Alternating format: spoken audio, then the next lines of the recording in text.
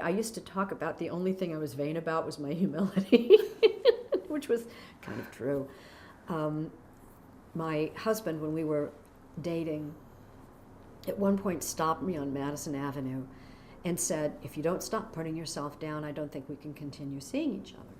Because self-deprecation was my default humor. And it just, but that's what I do. Not long after that, Time Magazine was doing a story about the Today Show, and they did a line about me, something about my self-deprecating charm. Charm, you know. So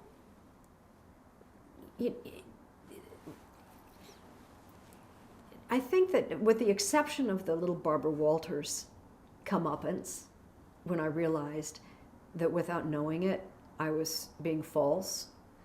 And my daughter once saw an early tape of me on the Today Show, and she turned to me and said, Mom, you were trying too hard.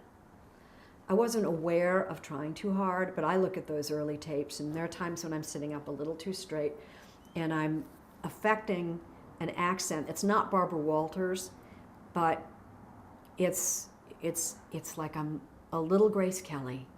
I'm a little Philadelphia mainline, and it probably took me a year or two to be able to just be myself. But for the most part, I always was.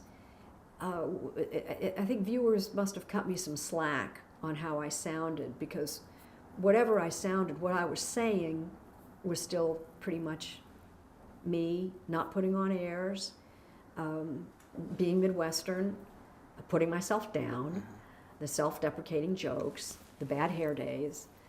And while networks don't tell talent, which is the lovely way they describe on-air people, on-air people get paid the most money and get the least respect, so talent.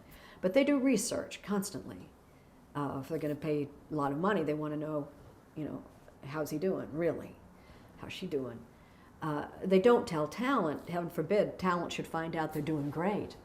You don't want them to know that. But I do know that over the years, the research on me was pretty consistent, and the word most commonly associated with my name was authenticity. And I like that. It meant that overall I wasn't trying too hard. I maybe even wasn't trying at all. I was just being myself. And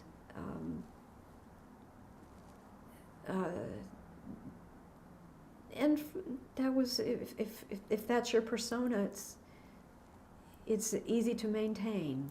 If being yourself is the standard you set, then you're not always recalibrating, well, do I need to dial up or dial down? Do I need to be more Barbara Walters or more Connie Chung?